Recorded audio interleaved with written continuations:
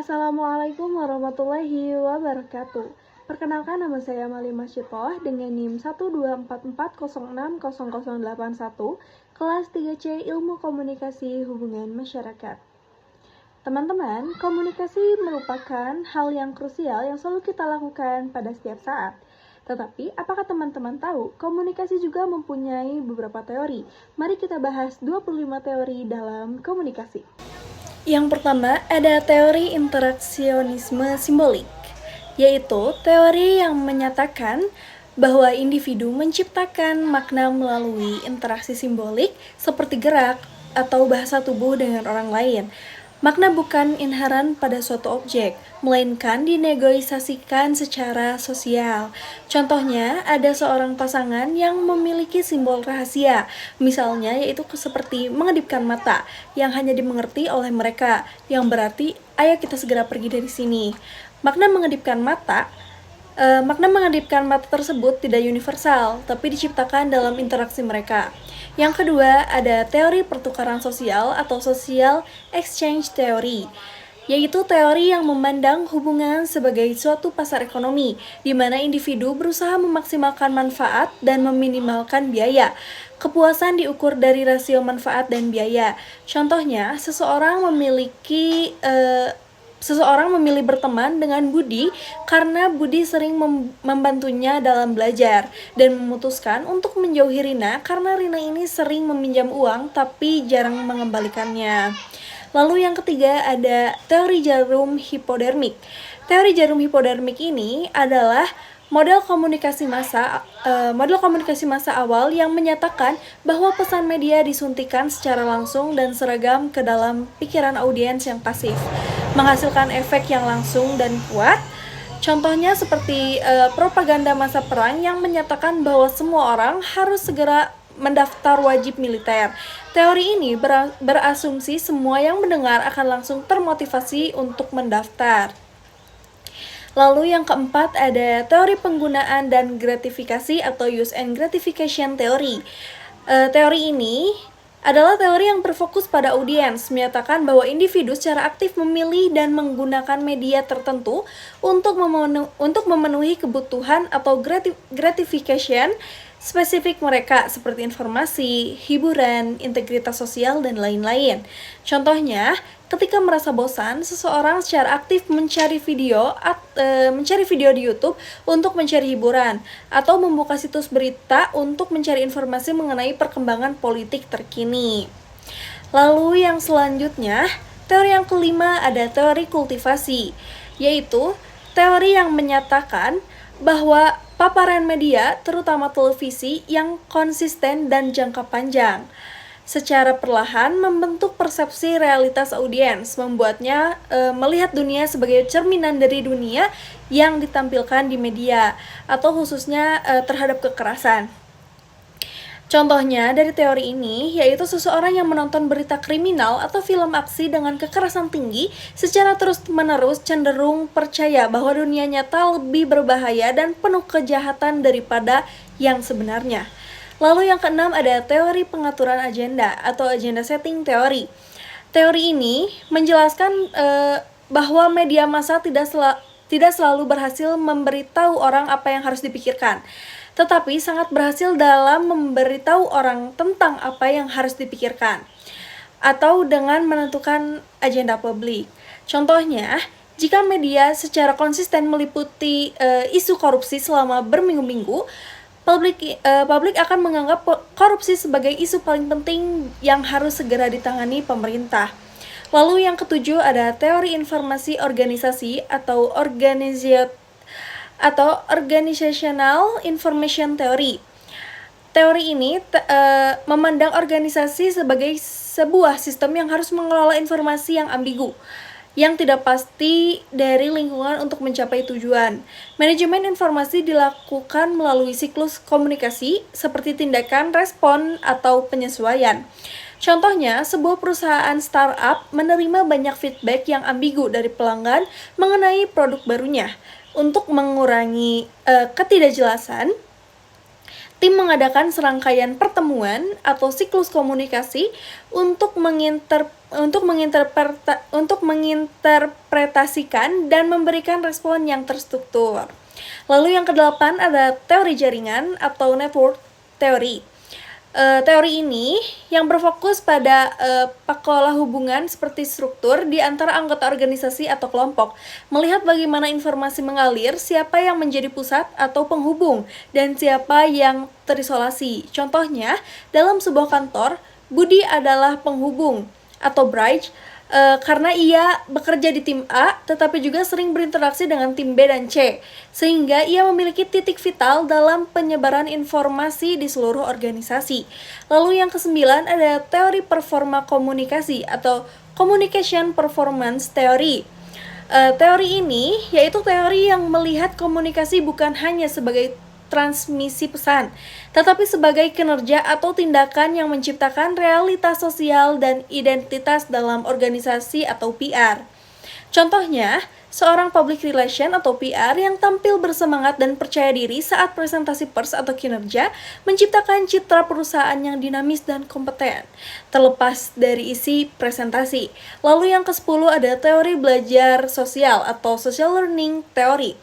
Teori ini adalah teori individu belajar perilaku, sikap, dan nilai dengan mengamati dan meniru model atau tokoh di lingkungan sosial mereka, seperti dalam televisi, orang tua, atau teman sebaya. Contohnya, seorang PR yang baru masuk mengamati bagaimana manajer senior PR menangani krisis dan berinteraksi dengan media, lalu meniru gaya dan strategi komunikasi tersebut. Lalu yang ke-11 ada teori pemrosesan informasi sosial. Teori ini yaitu teori yang menyatakan bahwa sikap, perilaku, dan kepuasan kerja individu dipengaruhi oleh informasi dan isyarat sosial dari lingkungan kerja dan rekan kerja, bukan hanya faktor objektif. Contohnya, meskipun gaji Budi tinggi, rekan-rekan kerjanya selalu mengeluh tentang manajemen. Budi akhirnya mulai merasa tidak puas karena informasi sosial yang ia terima. Lalu yang ke-12 ada teori strukturasi atau structuration theory. Teori ini adalah teori yang melihat organisasi dan masyarakat sebagai produk dari interaksi berulang antara agen, individu, dan struktur atau aturan, sumber daya, dan norma. Agen menciptakan struktur dan struktur membatasi atau memungkinkan agen. Contohnya, aturan perusahaan atau struktur dibuat oleh para pemimpin atau agen. Namun, tindakan sehari-hari karyawan dalam menginterpretasikan dan menggunakan aturan tersebut dapat mengubah atau memperkuat aturan itu sendiri. Yang ke-13 ada teori remediasi. Teori remediasi ini adalah teori yang berfokus pada bagaimana media baru meminjam, memperbaiki, dan menyerap fitur dari media lama. Media selalu mengacu pada media lain, misalnya internet, menyerap majalah, TV, ataupun radio. Contohnya, sebuah siaran pers PR yang awalnya berupa dokumen cetak atau media lama diubah menjadi live webinar interaktif di media sosial atau media baru, di mana formatnya tetap mempertahankan struktur informatif siaran pers. Yang ke-14 ada teori difusi inovasi. Teori difusi inovasi ini adalah teori yang menjelaskan bagaimana ide atau produk baru menyebar melalui sistem sosial dari waktu ke waktu, melibatkan 5 kategori adopter seperti inovator, mengadopsi awal, mayoritas akhir, dan laggards. Contohnya, tim PR yang meluncurkan produk atau fokus pada pengadopsi awal dengan harapan mereka akan menjadi influencer untuk meyakinkan mayoritas agar mengadopsi inovasi tersebut. Lalu yang selanjutnya, yang ke-15 ada teori pembangunan agenda. Teori pembangunan agenda ini adalah teori yang berfokus pada proses di mana kepentingan publik, sumber eksternal, dan media berinteraksi untuk menciptakan agenda, media, dan pada akhirnya agenda publik. Ini adalah proses menciptakan agenda, bukan hanya mengatur. Contohnya, sebuah LSM secara aktif melobi wartawan, memberikan data penelitian, dan mengatur konferensi pers. Upaya terkoordinasi ini berhasil memaksa media untuk memasukkan isu lingkungan ke dalam berita utama mereka, yang kemudian menjadi agenda publik. Lalu yang ke-16 ada teori ada teori pengurangan ketidakpastian. Teori pengurangan ketidakpastian ini adalah teori yang menyatakan bahwa ketika dua orang bertemu, motivasi utama mereka adalah mengurangi ketidakpastian tentang diri masing-masing melalui komunikasi, terutama di fase awal hubungan. Contohnya, ketika kencan pertama, seseorang banyak mengajukan pertanyaan atau self-disclosure tentang hobi dan pekerjaan pasangannya untuk mengurangi ketidakpastian. Lalu yang ke-17 ada teori dialektika relasional. Teori yang berfokus pada pertentangan dan ketegangan atau kontradiksi yang tidak terhindarkan dalam setiap hubungan, seperti ketegangan antara keterbukaan vs kerahasiaan atau otonomi vs keterhubungan. Contohnya, sepasang sahabat terus-menerus berjuang untuk menyeimbangkan keinginan mereka untuk menghabiskan waktu bersama, atau keterhubungan dengan keinginan masing-masing untuk memiliki waktu sendiri atau otonomi. Lalu yang ke-18 ada teori phase negotiation, yaitu teori yang menjelaskan bagaimana budaya mempengaruhi cara orang mengelola face atau citra diri dalam komunikasi, terutama dalam situasi konflik. Budaya individualistik fokus pada face diri. Budaya kolektivis fokus pada face orang lain atau kelompok. Contohnya, dalam budaya Asia, seseorang yang melakukan kesalahan akan berusaha menghindari kritik publik untuk menyelamatkan muka kelompoknya dan juga muka dirinya sendiri. Lalu yang ke-19 ada teori spiral. Teori spiral keheningan. Teori ini adalah teori yang menyatakan bahwa individu cenderung tetap diam mengenai pandangan mereka jika mereka merasa bahwa pandangan tersebut adalah minoritas, karena takut diisolasi atau dikucilkan. Contohnya, di lingkungan yang didominasi oleh pendukung salah satu partai, seorang pendukung partai minoritas cenderung tidak menyuarakan pendapatnya di media sosial atau forum publik. Lalu yang ke-20 ada teori gatekeeping, yaitu teori yang menyatakan bahwa ada penjaga gerbang atau gatekeeping, seperti editor, produser, pemilik media yang mengontrol aliran informasi dari sumber ke publik, memutuskan informasi mana yang akan dipublikasikan dan mana yang disaring. Contohnya, seorang editor surat kabar memutuskan untuk tidak membuat cerita tentang skandal kecil seorang politisi karena dianggap kurang relevan dibandingkan berita ekonomi yang lebih penting.